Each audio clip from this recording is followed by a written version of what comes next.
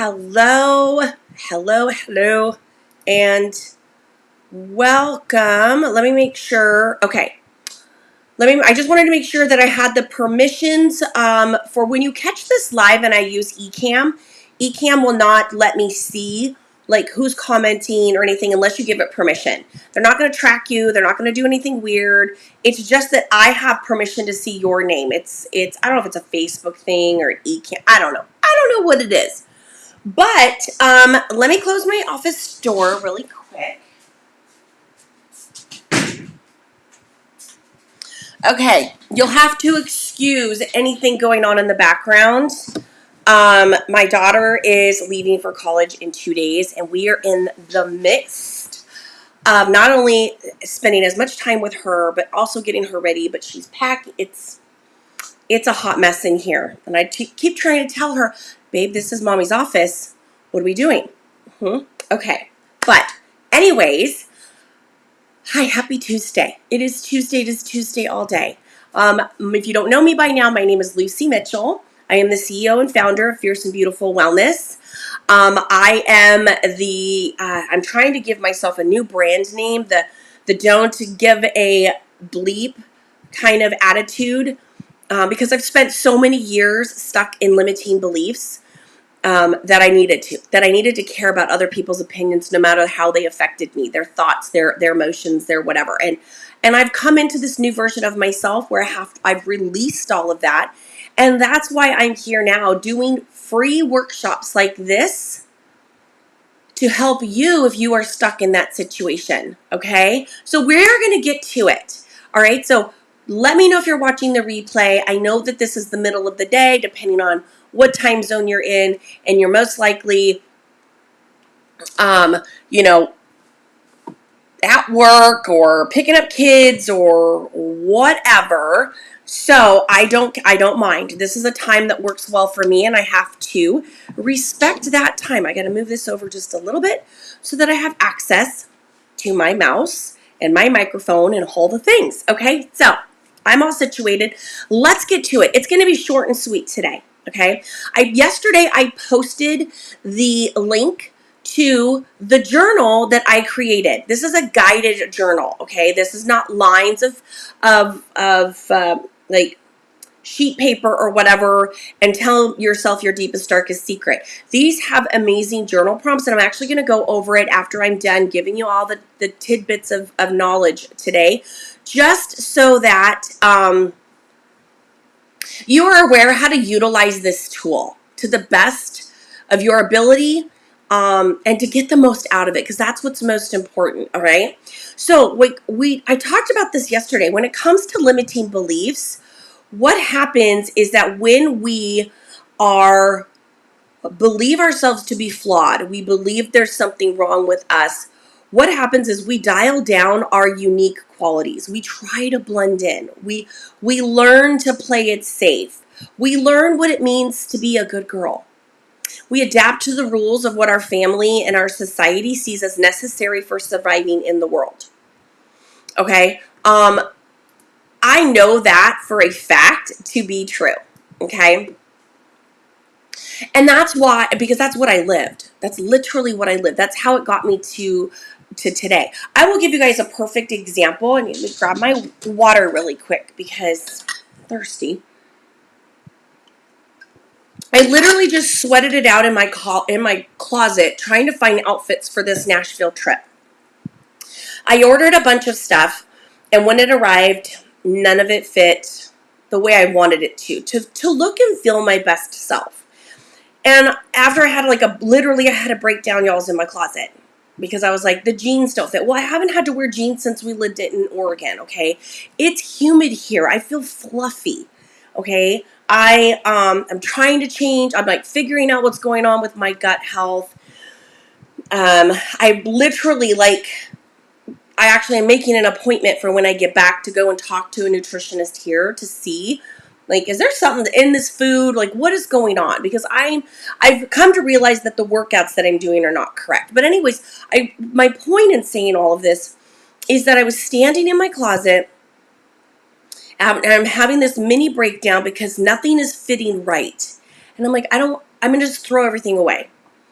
And I stopped myself and I just said, okay, well, first of all, it's not going to accomplish anything because you're going to get your weight under control. You're going to get your health. It's not even so much what the number says on the scale, but I'm starting to sleep better. So I know I'm making some changes in the positive way. And I just am not drinking enough water. To be honest with you, I'm not. The ice melts too fast because of the humidity here and everything. So I'm just using that as an excuse to not drink anything at all. And I need to go back to drinking plenty of water to help flush out my system and move my body in the right way. In fact, when I'm done with this live, even though it's high noon, I'm actually going to go for a 30-minute walk. I'm going to put my personal development in my ears, and I'm going to go and walk the neighborhood for a quick 30 minutes. And then we're going to the gym later on this afternoon with my son. And my daughter and my mom. My mom is coming too. She's going to swim. But for that moment, what I told myself was that I'm fat, that I don't deserve to be sitting on stage with a bunch of other beautiful women who are most likely thinner than me. And everybody's going to be looking at like what it is that I'm wearing and, XYZ. And I stopped and I realized those are my own limiting beliefs, that I feel that I have no value because if I'm not a certain weight, if I'm not a certain size, if I'm not of a certain stature, I don't belong on stage. I don't belong giving my viewpoints around mindset when my own mindset does fail. It does dip. So after I had my good cry, I did put on a pair of jeans, and this cute top is one of my outfits I think I'm going to take to Nashville, with a cute pair of leopard heels. And I'm like, and I'm going to be comfortable. And I don't need to dress in a ball gown. We do have a nice soiree, so I have a nice dress for that. But it's like I need to wear what's comfortable for me and not what I think other people need to see me in. And make the best of it, because then I'll be my most confident. So I was like, I'm getting ready to like share my viewpoint, share some knowledge, things that I've learned on limiting beliefs. I need to like get in that zone. Okay, so here we are. But I wanted to be transparent with you in that rewriting your limiting beliefs and healing your past is very exciting work. It's the exciting work of realizing that there's nothing wrong with you. Okay? And there never was. There was nothing ever wrong with me. My husband loves me no matter what. My children love me no matter what. My family loves me no matter what. My friends love me no matter what. It doesn't matter what size. I just need to be comfortable with that as long as I'm healthy. And that's what I want to double check, that I'm not slipping backwards in my insulin resistance or something like that. So there's a huge difference in trying to fit into a mold of what you think you should be, maybe based on prior traumas or the trauma of living in today's world, and being comfortable with who you are and happy in the skin that you're in. Okay. And that's why journaling out, rewriting these limiting beliefs is so important. And y'all, I'm doing this work with you. Okay. So let's get to it. All right. We're just going to go over I said there was a 4-step process in erasing limiting beliefs. Okay, so we're going to start. How to reprogram limiting beliefs. Number 1, if you're writing this, if you're taking notes, write this down. The easiest way to identify limiting beliefs is to start with a specific area you're struggling in. Okay, what is the story that you are telling yourself? Okay, is the story ultimately true? I would love to believe that you all know this already. Okay, there are different like guided guided journals, guided meditations. There's even podcasts. I mean, I'm trying to think of like guided sounds, like, but it basically they help you identify limiting beliefs and what role they're playing in your life. Okay, for example, like wife, mother, daughter, boss, employee.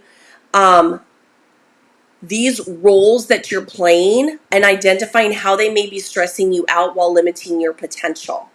Believe it or not. I mean, yes, I love those moms out there that just say that everything is perfect and they love their kids and XYZ. But there always is going to be that, am I doing the right thing? Am I giving my child everything that my child needs? Am I showing up every single day for my boss? Am I showing up every single day as the employee that I am? Am I making my mother proud? Am I being the best daughter? Like, There are so many triggers within that, okay? Now, do you, like, ask yourself, do you feel like you never have time for you? You're always bending your day and your desires to accommodate others, even though nobody does the same for you, okay? Are you guilty for doing or buying things that bring you joy? I'm sorry, but I love shopping. It doesn't mean that what I'm buying I absolutely need, but sometimes it just makes me happy. Well, what am I overcompensating for? Where am I not receiving true joy? That I need to give it to myself because I'm not receiving it for others. You know, do you get upset that nobody understands how hard it is for you? Okay? The outdated story and limiting beliefs are running the show.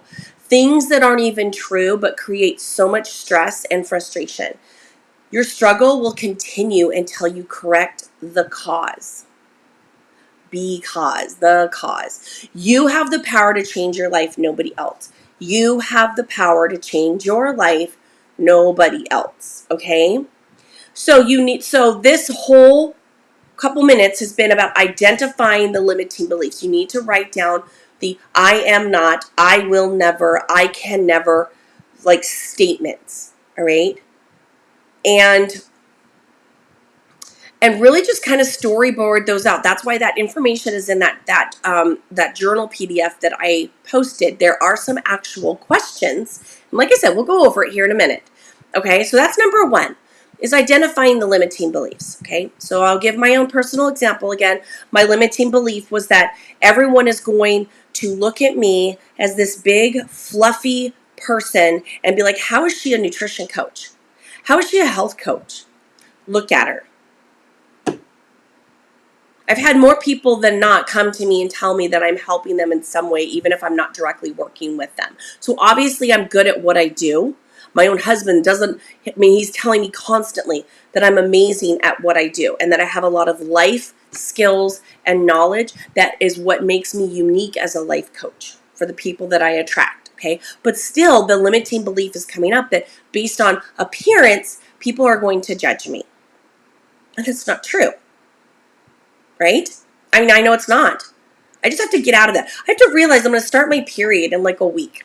Like, this is the week of the hormones where everything is really just kind of the estrogen, everything is really high. And I need to embrace that, and I need to work out according to that. I need to eat according to that. I need to drink enough water according to that so that I can keep my hormones in balance. I know these things. I just need to implement them instead of letting this get away from me. Okay, because like I said, you have the power to change your life, no one else. Number two is release underlying emotional pain. This is going to get a little interesting for a lot of you. Painful limiting beliefs are energetically encoded in our bodies. I think I've shared this before. If not, I've talked about it on my podcast. But when I was going to school to become a certified nutrition coach, and we were going through the parts of like the emotional and the spiritual aspect of nutrition and learned about trauma, I was really dumbfounded to learn that even being born is a traumatic experience for the baby. It is for the mom because we are giving birth to another life, but for the baby to go through that birth canal, to leave a home it has grown in and nurtured in and felt safe in, and to come out into the womb and breathe air in for the first time, but also not be secure. Like, it is traumatic for babies to be frailing around and have their arms and legs free. We think that it's you have to stop and realize they've been in this cocoon, they've been in this secured area where everything is all bundled up. So if you ever notice with a newborn baby, as soon as you swaddle them up tight, they calm down because they're safe. Because that is something they know from creation. They have learned that, and that is safe and normal. It's just as if anytime your little one comes and cradles up into your arms, especially as a mom, because the heartbeat, that is deep within, okay? So being that we are born with trauma and then experience all kinds of other traumas, this is why it is so necessary to heal emotionally before changing the belief to something more empowering, okay? This happens when emotions related to past painful experiences aren't fully processed, okay? I am not a licensed therapist. I will just put that disclaimer out there. I am certified in helping you bring traumas to the surface in order to then remove them, heal them, or deal with them, in whatever way. And I can direct you in where you need to go to do that. But realize that most of us were not taught healthy ways of navigating our emotions. Okay, maybe you were raised by a parent who told you to just stop crying. Crying is a natural emotional response. I cry over everything. I cry over when I'm sad. I cry when I'm angry. I cry when I'm happy, when I'm mad, watching movies. I'm an empath. I'm an intuitive empath. It's just, I take on the emotions of others. But yeah, I was in there crying in my closet out of frustration. And not everybody does that. But I do remember, because I cried all the time, people around would be like, oh my God, Lucy's crying again. But I also had a lot of unhealed traumas, a lot of things that weren't coming out yet that I didn't know how to deal with, okay? Without releasing emotions underneath that limiting belief, you won't believe the feel better one, okay? It will feel like a lie, something that can't possibly be true. How true is that? How true is that statement right there? That it will feel like a lie. You feeling confident in your skin when you never have, and then without dealing with the reasons why you've never felt confident, and for a split second you're like, yeah, I look good, and then bam, the limiting beliefs come back. Well, because you've never dealt with that original emotion, that original thought process. When you release those painful emotions, you're suddenly free to believe empowering things and take action back up to it. When I wrote letters of release, burned them of the trauma that I experienced as a child, okay, being sexually molested by your babysitter at a very young age, and blocking it and repressing it, and then dealing with it in my later teen years, but never healing from it until my 40s. Like, the work that I had to do now allows me to feel more empowered. I'm not perfect. My brain will always be not always functioning into all cylinders because I'm a human being. But it's allowed me to not be stuck in that misery.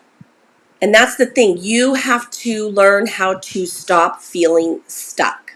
I have done 7-day train. I've done so many different trainings on how to get unstuck.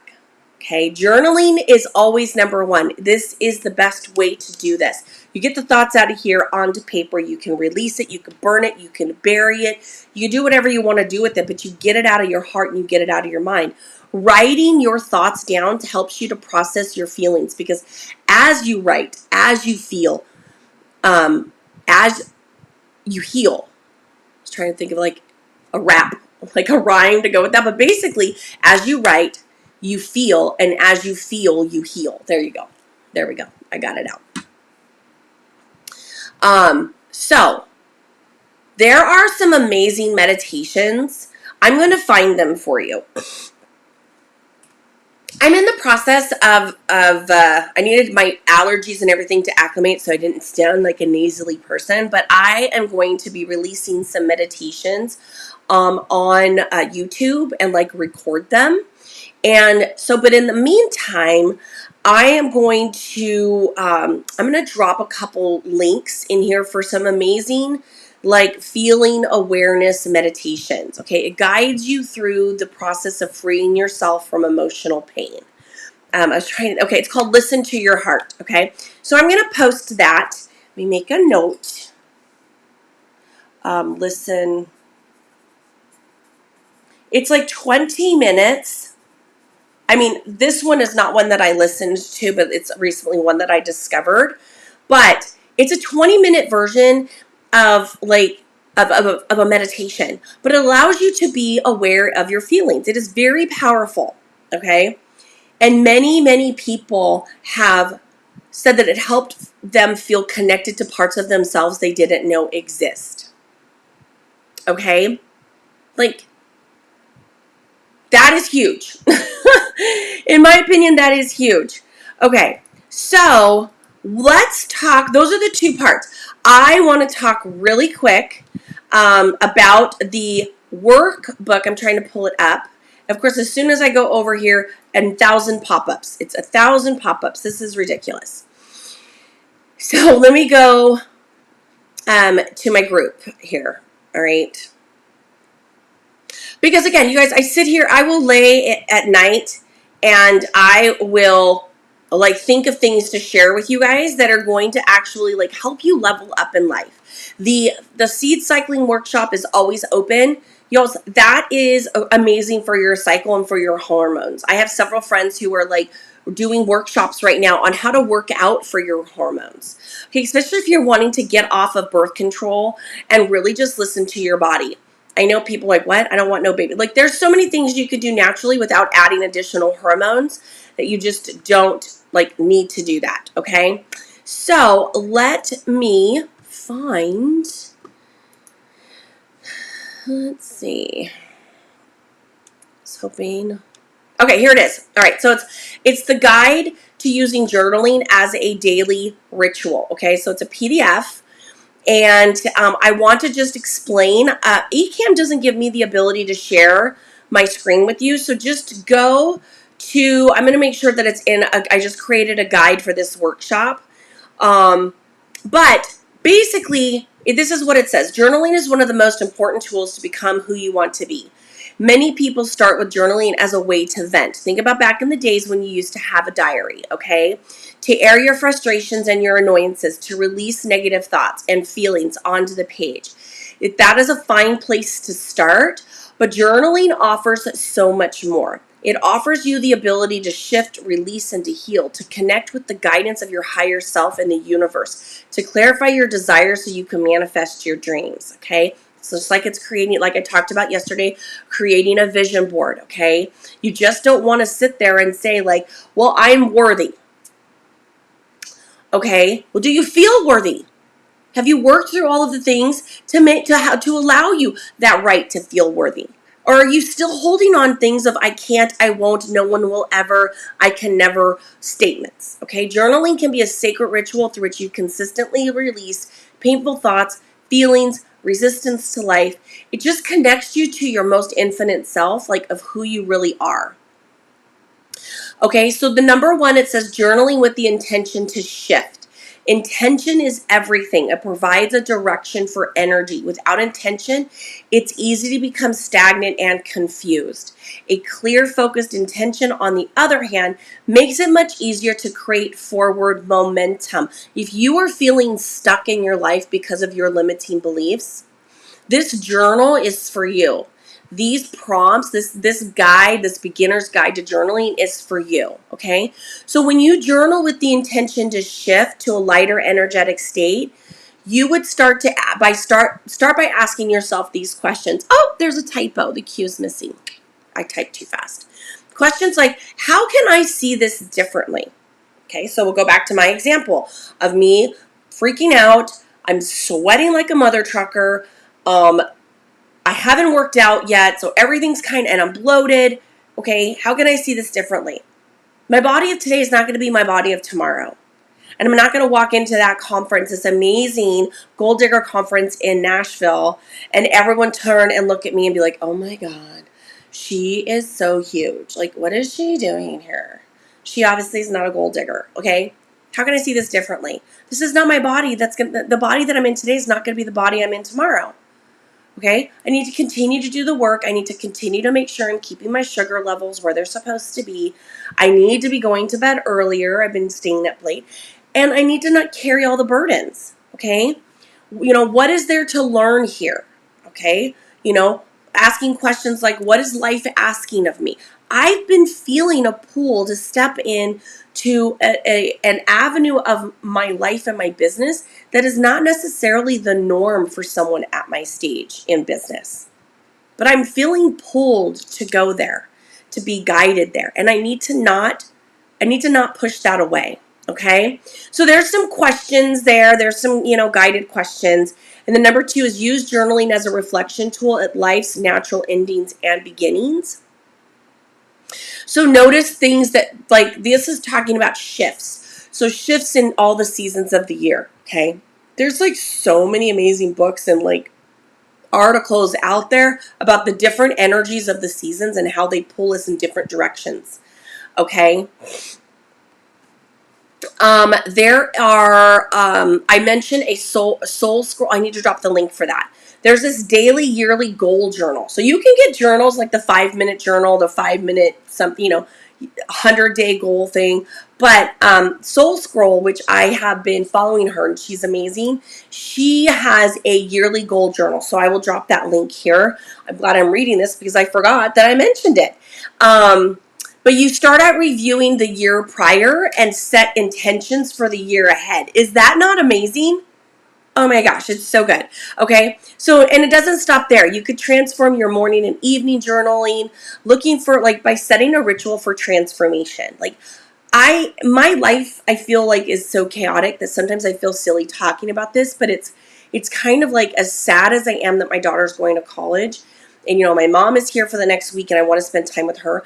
I seriously, when I get back from Nashville, have to get back into my morning rituals of reading the 10 pages, drinking my tea, meditating for 5 to 10 minutes. It just sets my day off right. And I've gotten out of that practice with summer, moving, and, getting my kids off to their new schools. And, so I recognize that. But when I get back into that morning and evening intention, things just start to flow better, and your body is not going to be in chaos. When your body's in chaos, it causes stress. When you have too much stress, it causes a rise in cortisol. Cortisol is okay, but when we have too much cortisol, it just transforms into fat on your belly. Like, that's what it is. Okay.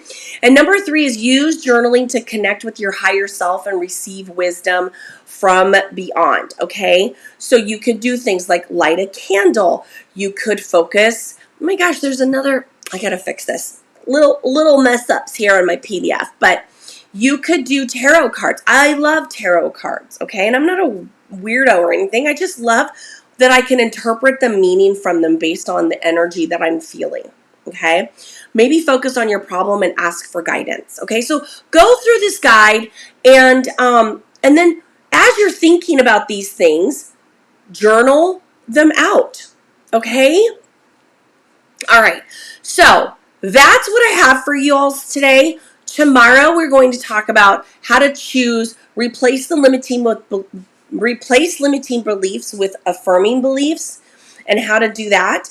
And then affirm the new beliefs until they become your natural state of being. Okay. So this is, again, all that process of just removing limiting beliefs and replacing them. Okay. With affirming beliefs. Okay. All right. It's all good. We've got this. Okay. I went a little long, but again, I like to use personal experiences and stories in all of these. I really do. So with that being said, I will see y'all's. Tomorrow's going to be a different time. It might be a little bit later in the day. I think tomorrow is going to be closed out around 4 o'clock Central Time. And that is just because I have my house cleaners coming tomorrow and packing and getting ready for our trips, and my daughter and taking her to the mall and doing all the things. But anyways, I just want to thank you and honor you so much for being a part of this workshop. I am posting, it's called the Glow Up Challenge. It's a 2-week Glow Up Challenge. I will be sharing all of the details about that tomorrow, as well as do a separate live again on my personal page and in here, giving all the deets that will start next week. I've got the meal plans already done. I just got to get the Google Doc or the landing page of, like, do you want gluten-free, dairy-free? Do you want flexible, or do you want just a regular meal plan for this group? Okay? So with that being said, you are fierce. You are beautiful. I honor you for being a part of this community. Until next time, my friend, make it an amazing day.